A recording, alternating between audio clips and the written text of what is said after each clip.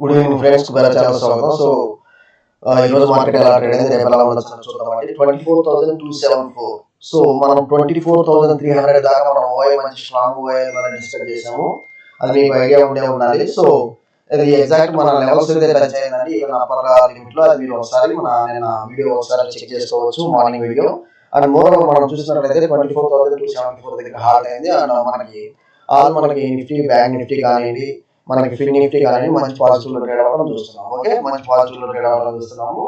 So మనకి వచ్చేసి ఇక్కడ మనం చూసినట్లయితే మనకి గిఫ్ట్ నిఫ్టీ వచ్చేసి యాజ్ ఆన్ డేట్ వచ్చేసి 24,300 దగ్గర ఇక్కడ ట్రేడ్ అవుతుంది. అది మీరు ఒకసారి చూడొచ్చు, 24,300. అండ్ మనకి యూరోపియన్ మార్కెట్స్ చూసినట్లయితే యాజ్ ఆన్ డేట్ ఇప్పుడు వచ్చేసి ఇవి కూడా కొంత పాజిటివ్ అయితే మనం ట్రేడ్ అవుతాం చూస్తున్నాం, యూరోపియన్ మార్కెట్స్ కూడా.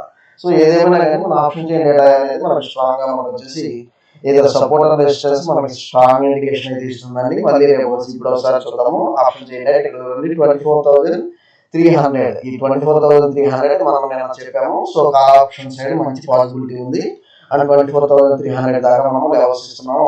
అప్ సైడ్ అనేది మనం డిస్కస్ చేసాము యాజ్ పర్ ఓఐ డేటా. సో ఇది వచ్చేసి మనం ఇక్కడ ఏదైతే మనం చూస్తున్నామో అదే మనం డిస్కస్ చేస్తున్నామండి, ఇమాజినేషన్ అయితే కాదు. సో మనం ఓఐ డేటా ఎలా క్యాలిక్యులేట్ చేయాలి అనేది కూడా మనం చూస్తున్నాం. ఇక్కడ చూడండి, ఈ సైడ్ లెఫ్ట్ సైడ్ కాల్స్ ఉంది, ఈ సైడ్ పుట్స్ అంటే మార్కెట్ డౌన్ సైడ్ ఉంటుంది, కాల్స్ అంటే మనకు వచ్చేసి మార్కెట్ అప్ సైడ్ మూవ్మెంట్ ఉంటుంది అనేది మనం ఇక్కడ ఈజీగా మనం ఈ డేటా ద్వారా మనం అనలైజ్ చేసుకోవచ్చు. సో వన్స్ మనం ఇక్కడ చూసినట్లయితే నాకు ఇది 24,200 అనేది మనకి ఇక్కడ డౌన్ సైడ్ ఓఐ అనేది మనకి మంచిగా ఎక్కువగా బిల్డప్ అయింది when compared with up side. Okay, when compared with up side ఇక్కడ చూసినట్లయితే అప్ సైడ్ మనకి నియర్ అబౌట్ 4,24,500 బిల్డ్ అయింది.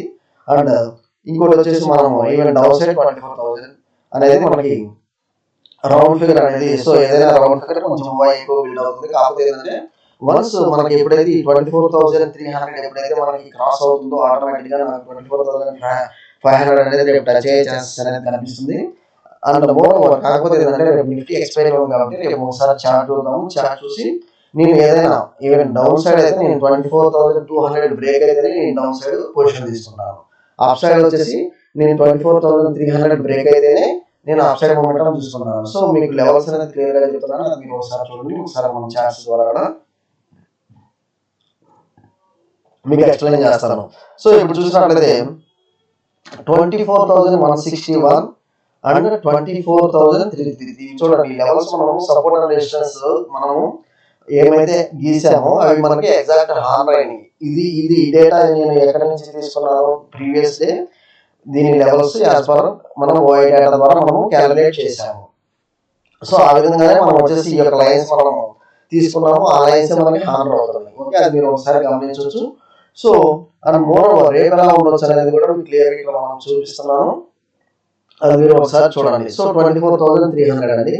ఈ 24,300 ఇక్కడ వచ్చేసి మనకి ఈఎంఈ అనేది ఇక్కడ బ్రేక్ అవుతుంది. ఇది మీరు ఒకసారి చూడండి, ఈఎంఈ అనేది మనకి ఇక్కడ బ్రేక్ అనేది అవబోతుంది అనేది క్లియర్ గా మనకి తెలుస్తుంది. సో వన్స్ నాకు వచ్చేసి ఇలా మనకు వచ్చేసి రేపు ఈ లెవెల్స్ నేను స్టాప్ లాస్ తీసుకుంటాను. వన్స్ 24,300 వన్స్ బ్రేక్ అవుతా ఉంటే మాత్రం నేను ఇమీడియట్ గా వెళ్తాను 24,500 లెవెల్స్. సో అంత మూమెంటం రేపు ఉంటుందా లేదా అనేది కూడా కాకపోతే ఏంటంటే నాకు 24,500 కి గల రీజన్స్ ఏంటనేది కూడా మీకు చూపిస్తాను. ఓకే, దాని సపోర్టింగ్ డేటా కూడా మీకు చూపిస్తాను. మన ఓఐ డేటా కూడా 24,500 అనేది చాలా ఎక్కువ ఓఐ బిల్డ్ అయింది, అది మీరు ఒకసారి చూడాలి. నెక్స్ట్ మనం డౌన్ సైడ్ అయితే మనం క్లియర్ గా చెప్తున్నాను, మనం 24,200 లెవెల్స్. సో ఈ 24,200 లెవెల్స్ ఎప్పుడైతే బ్రేక్ అవుతాయో అప్పుడు మనం తీసుకోవచ్చు. అగ్రెసివ్ సెల్లింగ్ అయితే నేను 24,161 తర్వాత అగ్రెసివ్ సెల్లింగ్. సో మనం వచ్చేసి ఏదైతే మనం డిస్కస్ చేసామో ఆ రేంజ్లోనే మార్కెట్ హాల్డ్ అయింది కాబట్టి సేమ్ ఆ లెవెల్స్ లోనే మనం కూడా రేపు ట్రేడ్ చేయబోతున్నాము. సో 24,300 అబోవ్ నేను బయింగ్ సైడ్ వెళ్తాను. అండ్ 24,161 200 బిలో నేను సెల్లింగ్ సైడ్ వెళ్తాను నిఫ్టీ. ఓకే, అండ్ మనం బ్యాంక్ నిఫ్టీ చూద్దాము. సో బ్యాంక్ నిఫ్టీ వచ్చేసి మనకి ఇది వచ్చేసి మంచి సపోర్ట్. సో 51,000 ఆల్మోస్ట్ 52,000 అనేది మంచి మనకి సపోర్ట్ కింద అనుకుంటే నెక్స్ట్ సో ఇంకోటి మనకి నియర్ టు సపోర్ట్ అనేది తీసుకున్నాము. ఇది వచ్చేసి 52,200 లెవెల్స్. సో 52,200 లెవెల్స్ ఒకవేళ ఇది కనుక బ్రేక్ అయితే అప్పుడు నేను లెవెల్స్ తీసుకుంటాను. 52,200 లెవెల్స్ మనం తీసుకుంటాము. దెన్ నాకు వచ్చేసి ఇక్కడ నేను సెల్ చేస్తే ఇమీడియట్ నాకు వచ్చేసి టార్గెట్ 52,000. సో 52,200 సేల్ చేస్తే నాకు ఇమీడియట్ టార్గెట్ వచ్చేసి. అండ్ కాకపోతే మనకి అప్ సైడ్ ఎలా ట్రేడ్ చేయాలంటే మాత్రం నేను అప్ సైడ్ వచ్చేసి నాకు వచ్చేసి 50 అప్ సైడ్ వచ్చేసి నాకు దగ్గర 52,440 లెవెల్స్ కనిపిస్తుంది. సో ఇక్కడ ఒకవేళ నాకు ఈఎంఐ చార్ట్ కనుక ఇక్కడే నాకు బ్రేక్ ఇచ్చిందంటే నేను ఇమీడియట్ గా వచ్చేసి ఈ 52,360 లెవెల్స్ నుంచి నేను బయింగ్ సైడ్కి వెళ్తాను. అగ్రెసివ్ బయింగ్ అయితే 52,440 లెవెల్స్ అయితే క్రాస్ అవ్వాలి. Aggressive buying okay. Aggressive buying అయితే చూడండి 52,440 లెవెల్స్, అగ్రెసివ్ సెల్లింగ్ అయితే 52,200 లెవెల్స్ డౌన్. ఓకే, సెల్లింగ్ ఇది, బయింగ్ ఇది. అది మీరు ఒకసారి లెవెల్స్ అయితే జాగ్రత్త గుర్తుపెట్టుకోండి.